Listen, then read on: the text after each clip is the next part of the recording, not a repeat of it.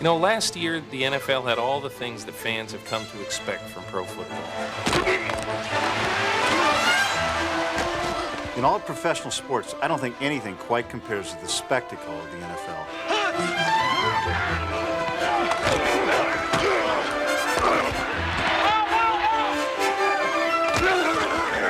I think everybody knew going in last year that Dallas was the dominant team. Deep to the post, Harper, touchdown! Not only did this team have talent, but had great desire to dominate. It was a great year for old pros. You know, vintage guys like Sims, Montana, and Allen. Once again, the magician that is Joe Montana. Certainly wasn't a bad year for young guys either. Of course, you had Reggie Brooks and Jerome Bettis at running back, and you had quarterbacks like Rick Meyer and Drew Bledsoe. It's very unusual for quarterbacks to have an impact like that so quickly. It's a touchdown! Who got you? And of course, pro football always has its lighter side. You see him? Evidently not. Freddie broke his nose. That's what's the matter when you broke his nose. He never had a good nose anyways. Listen to the roar of this crowd if this doesn't work. Lock that down with that sweet. You just stand there fiddle firing with it. Go and block his ass.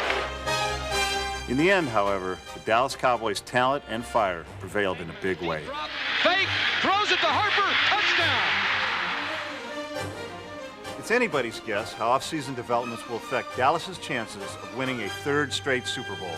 But for one of 27 challengers to Dallas's supremacy, this is how it went last year, a year that had it all, NFL '93.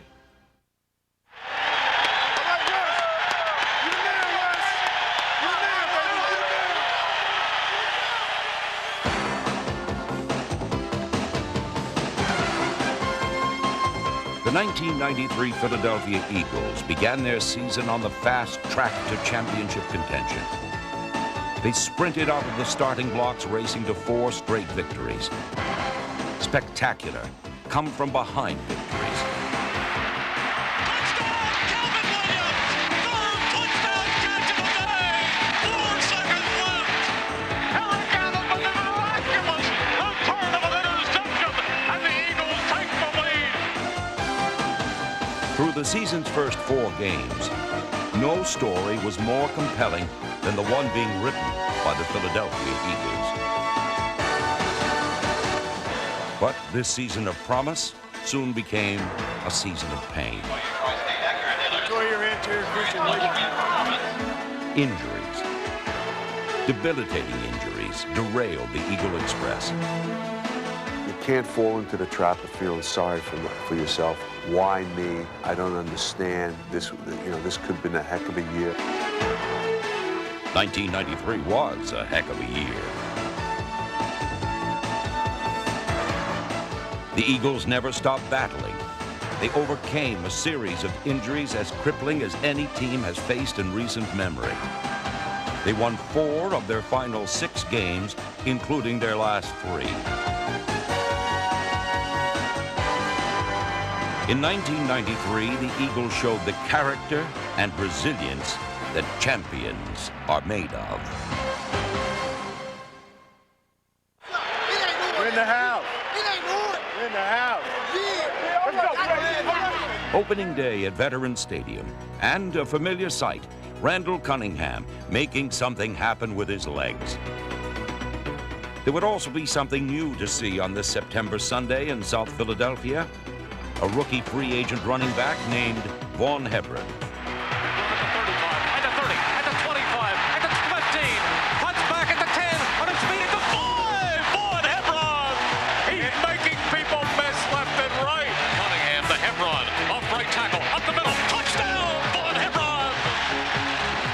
The Eagles' 23-17 win over the Cardinals was a mere prelude to what would follow over the course of the next month.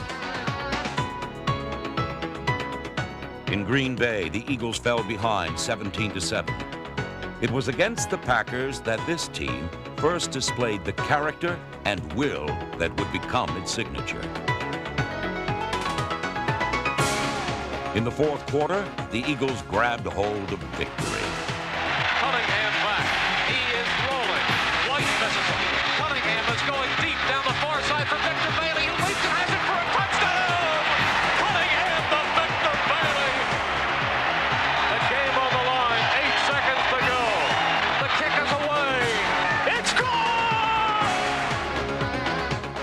5 seconds remaining. The comeback was complete.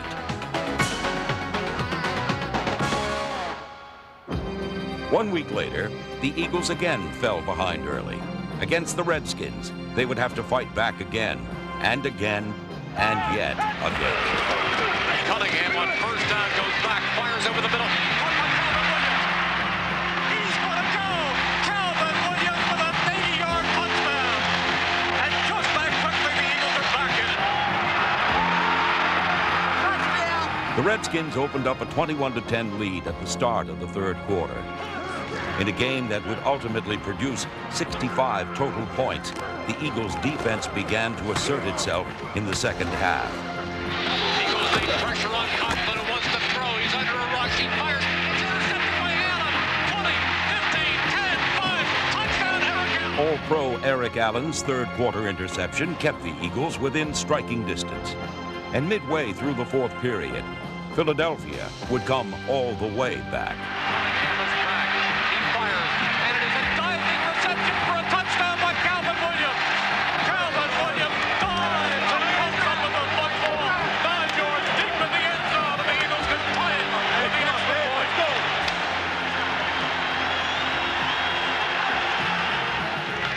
Just like that, the Redskins take the lead. How to take the wind out of your sails. The Eagles trailed 31-24. The stage was set for 8 of the most compelling minutes in Philadelphia football history. Rolls right, he has time. He punts, he's going deep for Herschel Walker, who has it, dives, and he's down inside the 30. Ball is spotted, and kick is away. It's got the distance. Can't get 3, man. We got to get 6. The Eagles would need a touchdown to win. The offense would get the ball with less than 2 minutes remaining. The game would be in the hands of Randall Cunningham. Cunningham back again. He's looking. He's firing. Caught by Calvin Williams, who takes it at the Redskins 40. A minute and 5, a minute and 4. The field goal is of no use.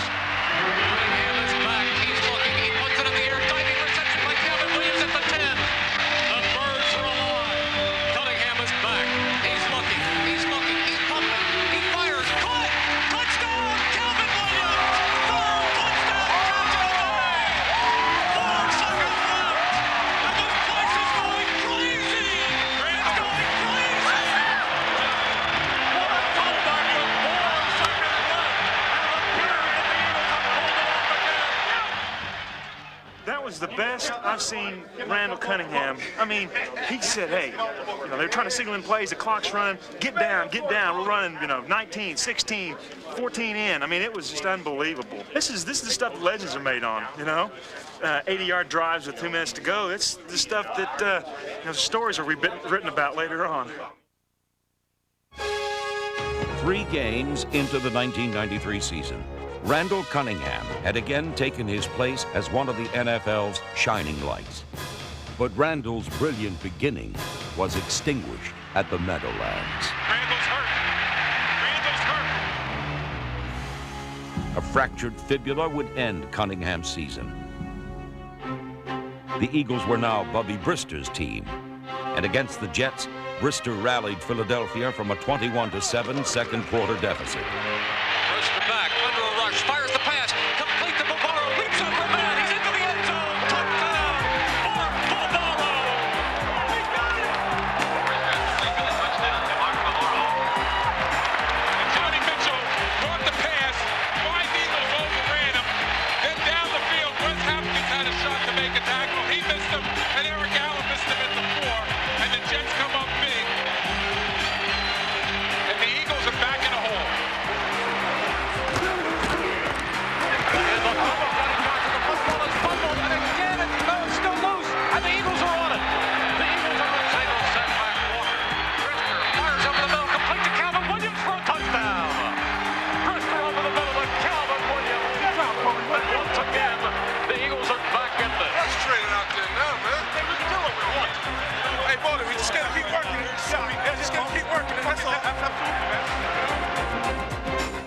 For the third game in a row, the Eagles were playing from behind. And for the third game in a row, that was showing the character of a champion. Pitch goes to Hebron. Off left tackle. He's in. Vaughn Hebron cut back and ran in for the touchdown, and the Eagles can tie him with an extra point. The Eagles would have to come from behind one more time. The man of this moment would be Eric Allen. Messias in play action. He's back. He's firing. Intercepted by Allen.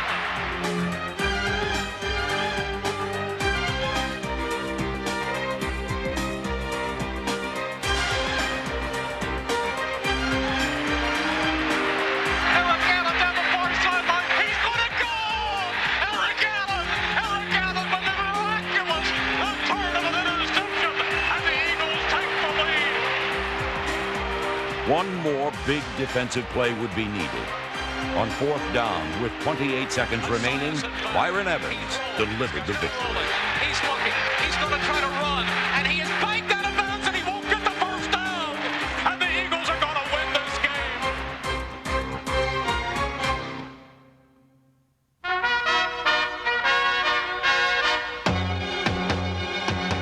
The Eagles were 4-0. They were the most exciting team in the National Football League.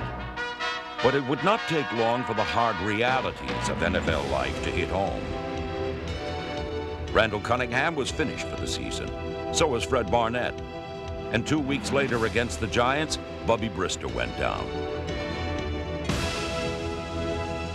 For the second time in 3 years, the Eagles were forced to use a number 3 quarterback for an extended number of games. Predictably, there was a drop-off in overall production, but there was never a decline in effort. That was especially evident against the Dallas Cowboys on a rainy October afternoon at Veterans Stadium.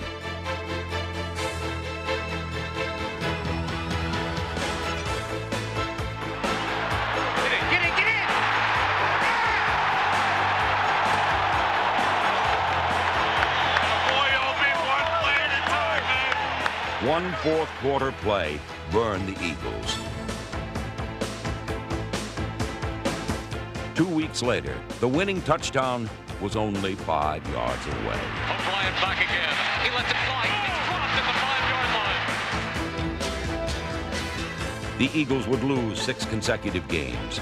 In every one, they had a very real chance to win in the fourth quarter. But the 1993 Eagles never took a step backward. They always looked ahead. It was a very simple belief fostered by head coach Rich Kotite. You get beat, you move on. He's a fighter. Like he's told us all throughout the season, everybody in this room at one time or another has gotten their ass kicked, and that's true. If you haven't got your ass kicked by this point, then something's not right. You're not playing the game right. We had our chances to fold up our tents and say, hell with it. 94 will be better. We won't have the injuries. We'll get Randall back. But that's not the way this team is. It's not the way Rich would have let it happen. In Washington, almost 2 months since their last victory, the Eagles turned in a performance that in many ways embodied the heart and soul of this team. When Vaughn Hebron scored, the Eagles led 10-0. But the Redskins, with 2 fourth-quarter touchdowns, went ahead 14-10.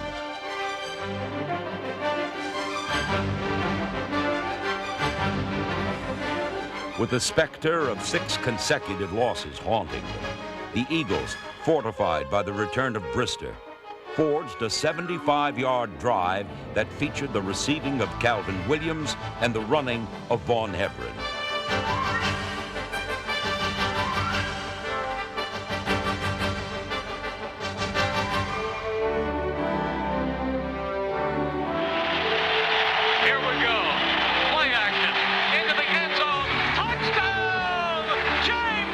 With 46 seconds remaining, victory belonged to the Eagles.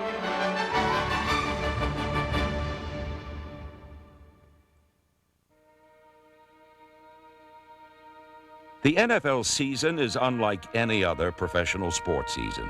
It consists of only 16 games. Each game takes on an added importance, a heightened significance. Every week, becomes a larger-than-life event.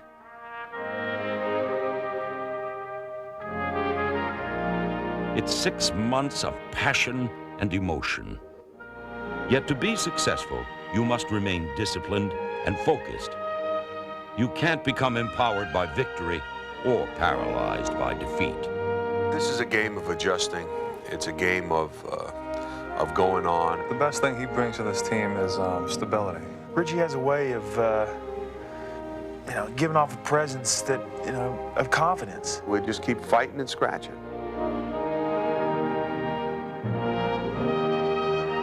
We've won 5 games this year. 4 of those games were come from behind.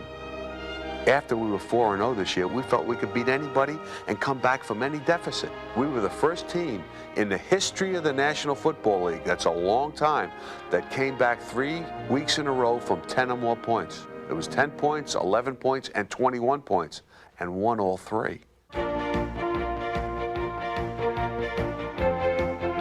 By the middle of December, when the Eagles played Buffalo at Veterans Stadium, the season had become a test of character and will.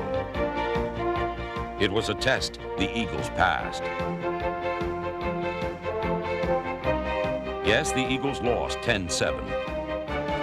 But 1993 had evolved into a season that went beyond wins and losses. It was a year when laying it on the line each week in the most trying of circumstances was the true measure of this team. One man who pointed the way was Calvin Williams. Williams' 60 catches were a career best, and his 10 touchdowns were the 4th best total in the NFL. Offensive MVP Herschel Walker was one of the most versatile performers in the NFL, and in 1993, he was the team leader in rushing and receiving. William Thomas emerged as an impact player. The third-year linebacker became a big playmaker, disrupting and delivering. Few defensive tackles matched the play of Andy Harmon, whose 11.5 sacks ranked second among all inside pass rushers in the NFL.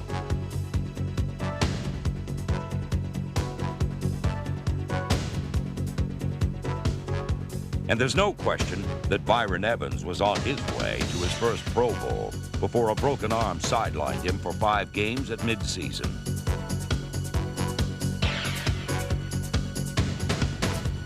A season of injury is also a season of opportunity. Britt Hager replaced Evans, starting 6 games with little decline in productivity. The opportunity had come a year earlier for little Mark McMillan. In 1993, he played big.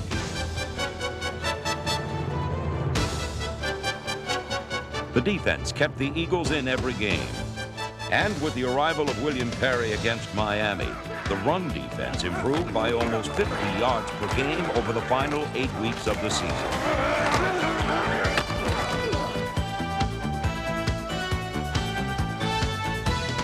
1993 was a season when many were called upon.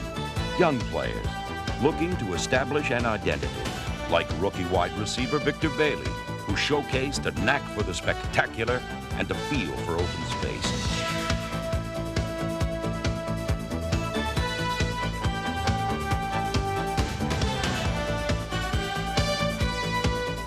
And there were experienced All-Pros seeking and discovering that youthful resilience. It was a mix that would serve the Eagles well in the final 3 games.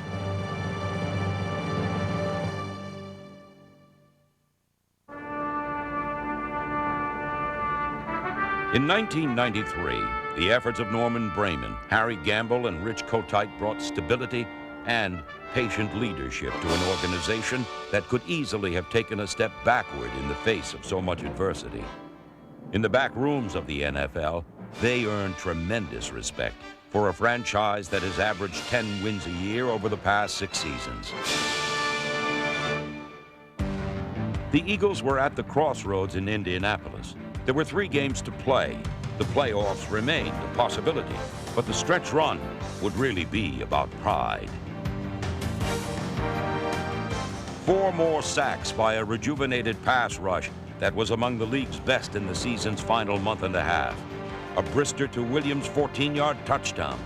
They were the highlights in the methodical 20-10 victory. A week later, the Eagles trailed the Saints 9-0 after 1 quarter.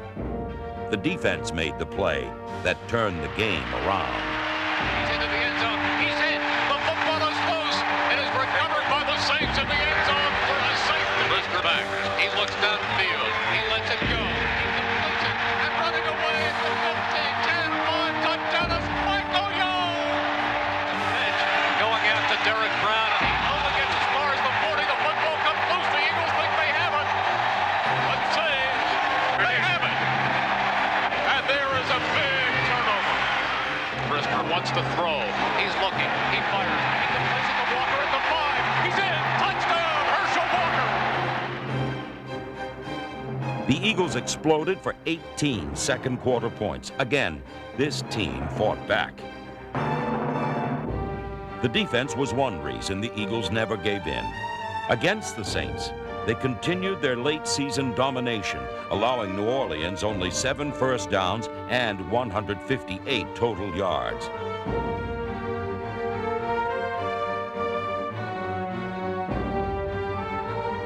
The second reason was Bubby Brister. In many ways, the free agent quarterback symbolized the 1993 Eagles. Tough, gritty, resilient. Against the Saints, Brister directed one of the most impressive drives of the NFL season. A 9.5-minute odyssey that used 17 plays and ended in the end zone. Play action. Brister is rolling. Fires. Touchdown, Navarro! The second half would also feature a record-setting performance by Eric Allen. He looks right. He fires. It is intercepted by Allen. At the 21, 20, 15, 10.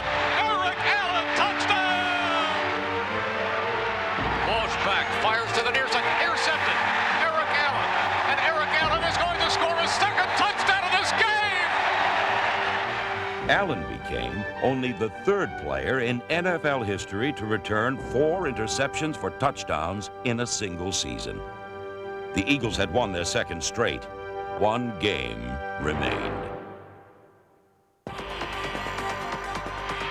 Back goes Young again, under a rush. Thomas hits him. He loses the football. It is picked up by Byron Evans at the 10-5. Touchdown, Byron Evans. Back goes Brister. He's looking. He drills it. Completes it for a touchdown to Calvin Williams. Calvin Williams with his 10th touchdown of the season. The roller coaster ride ended on a Monday night in San Francisco. The playoff flame had been extinguished, yet the Eagles were on fire.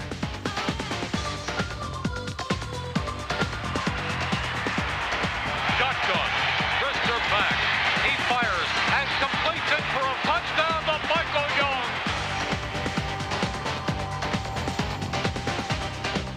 Midway through the second quarter, the Eagles led 24-3. But this game would take on a bizarre, almost surreal quality. In a totally unpredictable turn, the 49ers would tie the score 13 minutes later. The Eagles' response? A 2-play touchdown drive. He's looking to run. He throws the football wide open on the far side is James Joseph. Cuts back at the 35, at the 30, at the 25, and down to the 22. Brister back. He pumps. He swings it out to Walker at the 25, at the 20, at the block at the 15. He's at the 10, he's at the 5. Touchdown, Herschel Walker! It only made sense that this epic would not be decided until no time remained, in overtime. The team that never quit fought until the last possible second. This is it. The ball is spotted. The kick is away. It is no good. They might have a penalty flag. You might have roughing the kicker. Roughing the kicker, running. Roughing the kicker, number 36. At the distance to the goal. Hold your breath. Cross your fingers. The ball is spotted. The kick is away. It's gone! And the Eagles win. And the season comes to a close. Hi, I'm Steve Sable. You know, it's very difficult to draw any realistic conclusions about a team when the starting quarterback doesn't play most of the season. And when that starting quarterback is the multi-dimensional Randall Cunningham, the task becomes almost impossible. In 1994, Cunningham will be back for Philadelphia, and he elevates a solid Eagles team into a legitimate playoff contender. I think the reports of gloom and doom in Philadelphia, I think they're a little premature. The Eagles enter 1994 with impact players on both sides of the ball, and since the NFC East is now in a state of flux, this is a team with the talent to emerge at the top of the division. There's a lot of doom and gloom in Philadelphia as far as, you know, how they perceive the football team. I don't think that there's any way that you lose Joyner, Simmons, White in 2 years and then contend for a division title. All defenses, now that there's a salary cap, if you got good players, you're going to lose them. Or you can't keep everybody who has a great year because their value has gone way up on the open market. Let's shed some light on this discussion of the 1994 Philadelphia Eagles. Yes, 2 fine players are gone from last year's defense. But the reality is this: neither Seth Joyner nor Clyde Simmons was an impact player in 1993. In 1994, the new-look Eagle defense will feature William Fuller, the pass-rushing defensive end signed as a free agent from the Houston Oilers. The Fuller rush man has been among the AFC leaders in sacks over the past 4 seasons. Off-season trades brought the Eagles 2 more quality veterans. Defensive end Bert Grossman came from the San Diego Chargers, and like Fuller, he is a strong pass rusher.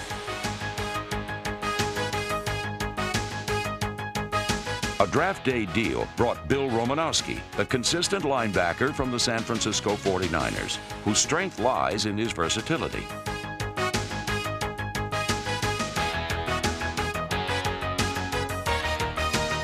And this is a defense that already features an All-Pro at corner in Eric Allen, and 2 solid linebackers in Byron Evans and emerging star William Thomas, number 51. He kind of reminds me of Byron Evans 3 or 4 years ago. You'd play the Giants, and the Giants would come out of the game, and Phil Simms would say, God, where'd this Byron Evans guy come from? Who is he, you know? And you'd say, boy, Byron Evans is a great player. It's the same thing now with William Thomas. I think that people who play him, division rivals who had to play him twice in 1993, are just sitting back and taking notice and finally saying, or suddenly saying, wow, who's this guy? This is the exact type of guy who the Eagles need to step forward. He had the kind of breakout season where by November and early December, people are saying, hey, we got to pay attention to this guy. If he continues to play like that, that's going to go a long way to making the Eagles respectable again. What makes Philadelphia more than respectable is Randall Cunningham. In fact, the numbers indicate that the Eagles, with Randall over center, have one of the league's best records over the last couple of seasons. I'm not a real stat guy, but I'll give you a stat. In the 3 years I've been the coach, I've had him for 20 games, and he's missed 28 games. He's 15-5 in the games that I've had him. Cunningham takes the deep snap. He steps up. He starts to run. He's going to hold on to the football. Cuts across midfield. 45-40, 35, and he strays down to the 30-yard line. It's the Ramblin' Randall Show. He's extremely respected in the league. Defenses have a real problem in defending the Eagles when he's playing.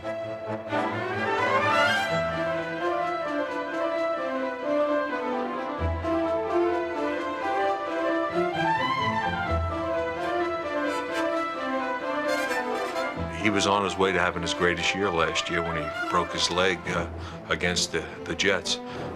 He's worked very hard, he's healthy, and I expect him to come roaring back. The Eagles are kind of a middle-of-the-road team. They don't really stick out in any one area, except at quarterback when Cunningham is healthy and when he's doing the things he can do, when he's got that nice smooth release, when he's making some of those incredible open field moves, getting tacklers to miss him.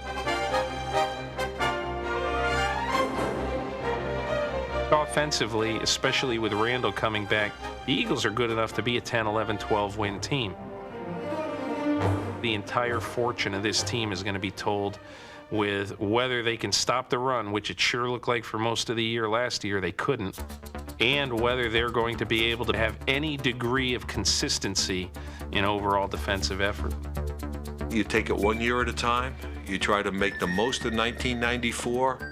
If you can get that chemistry going and get them to get that focus with some new people in the locker room, the teams that do it the quickest are the ones that are going to be there and win. In 1976, a young man from the West Coast was hired to come east to transform a group of losers into a team of winners. Dick Vermeil was only 39 years old when he became head coach of the Philadelphia Eagles. But Vermeil was not a product of the low-key, laid-back 60s generation. No, Vermeil believed in the old-fashioned way of doing things, and that began with hard work. Dick Vermeil only coached the Eagles for 7 seasons, but in that time, he earned a place in Philadelphia sports history. The story of former Eagles head coach Dick Vermeil is the story of old-fashioned virtues like sincerity, integrity, and courage. It's the story of a fierce competitor who demanded from his players all-out effort all the time. And from the fans, the respect this effort deserved. It's the story of the fickle world of sport and how the range of emotion can run from ridicule to reverence. But most of all, it's the story of how a coach molded a group of losers into a team of champions. The turning point is such an easy question with the Philadelphia Eagles. That's when Dick Vermeil came in. At first, I thought Dick Vermeil was just a hairy high school crazy coach from the Napa Valley, and he got a little college coaching in. He instilled the discipline that was so obviously lacking with the Philadelphia Eagle team, and he was the catalyst that made everything happen when he arrived in 1976. What Vermeil found pierced at the heart of everything he believed in. The team he inherited didn't have the talent to win. That he could accept. What was inexcusable was that they didn't even have the heart to try. There was a lot of players that did rebel against Dick Vermeil. They didn't like him, they wanted him out of there, and these players who had played under a previous coach, they didn't really care. They wanted their paycheck and they wanted to go about their business. But the more they rebelled against Dick Vermeil, the more Dick Vermeil bellied up to them. And after a while, he just started throwing them away one at a time. The house cleaning, while swift, did not produce immediate result, as the Eagles groped through 2 more losing seasons.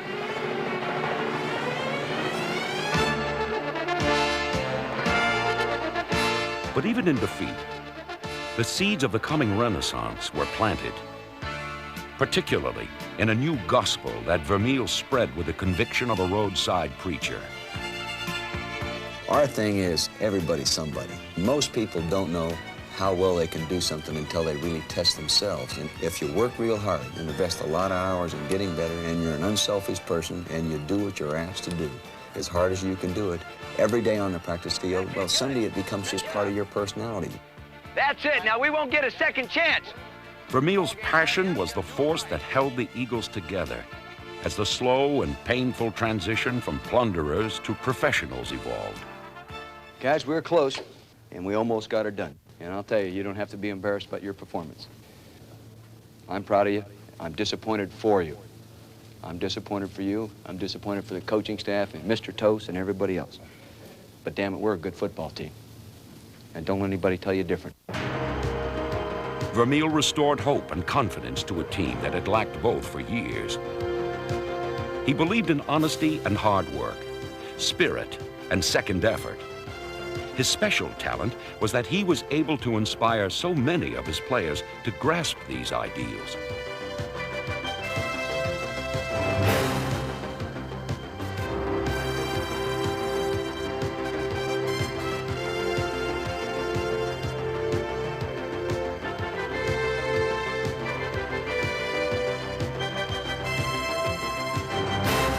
With strong veterans like Stan Walters and All-Pros Bill Berge and Harold Carmichael providing the foundation, Vermeil erected a monument to winning that had been lacking in Philadelphia for over a decade.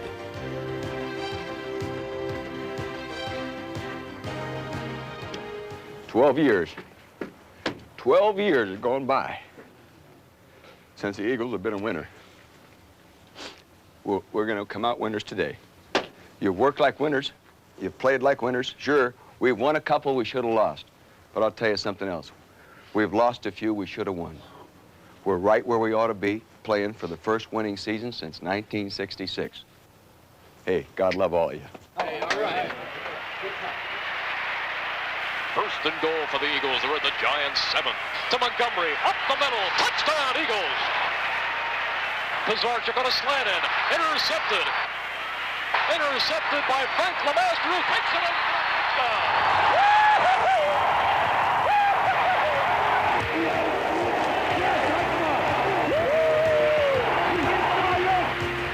And that could seal it up.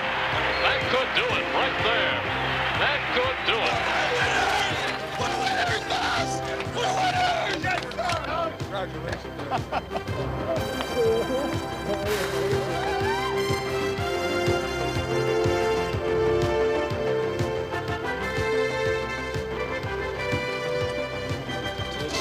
That was for you.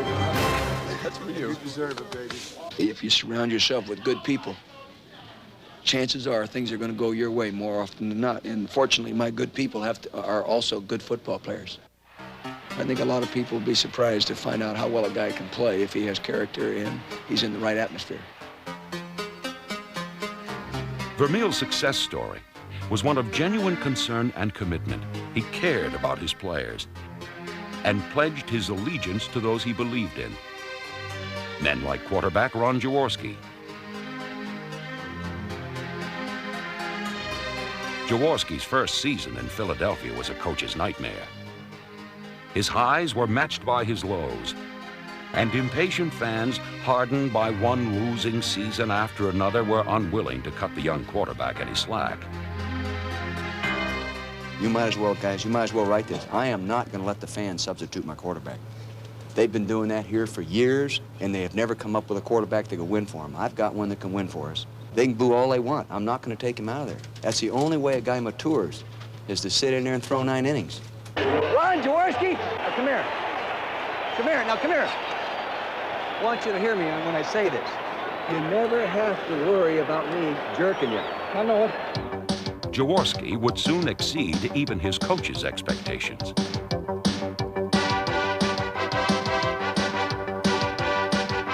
From 1978 through 1980, he started and won more games than any quarterback in the NFL except Terry Bradshaw.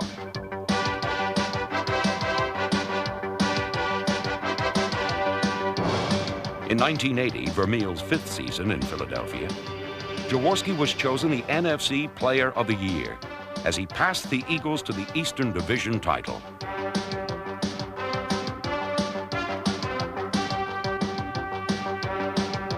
With young men of promise and old men reborn, the Eagles captured the hearts and imagination of the country's most cynical fans.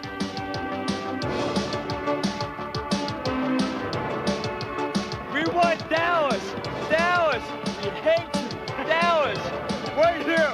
That's a bet. On a cold January Sunday, the Eagles defeated the Dallas Cowboys to win the championship of the National Conference. Gives off inside, running with Montgomery off the right side. Montgomery, 45, 46, 10. Montgomery. We going to New Orleans. I tell you where you're going. You're going to the Super Bowl. You know, he's going to the Super Bowl is where he's going. Hey, let's back up. But excitement and anticipation turned to despair as the dream of a Super Bowl championship quickly faded away in a lopsided loss to the Oakland Raiders.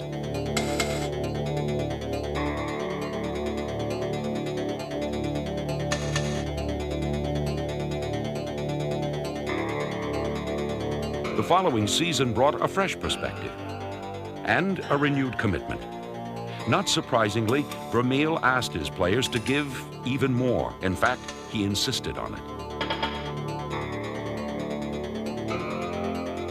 But the promise of an autumn of championship contention dissolved into a winter of discontent, as victory proved beyond the Eagles' reach in 5 of their final 6 games.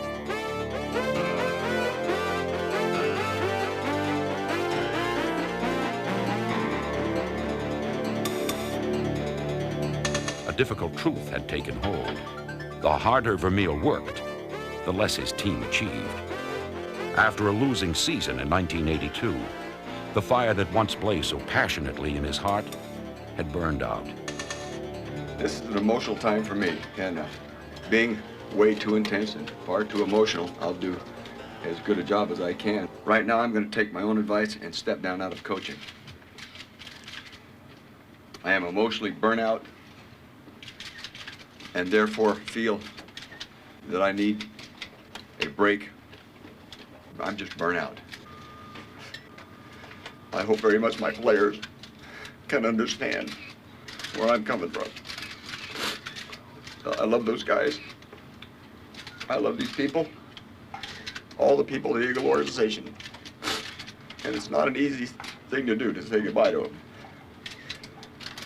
But as a professional coach, I feel I owe it to them. And I owe it to myself. Dick Vermeil left the NFL a defeated man. But his story goes far beyond winning and losing. It's a celebration of the human spirit and how one man can truly make a difference in the lives of so many others.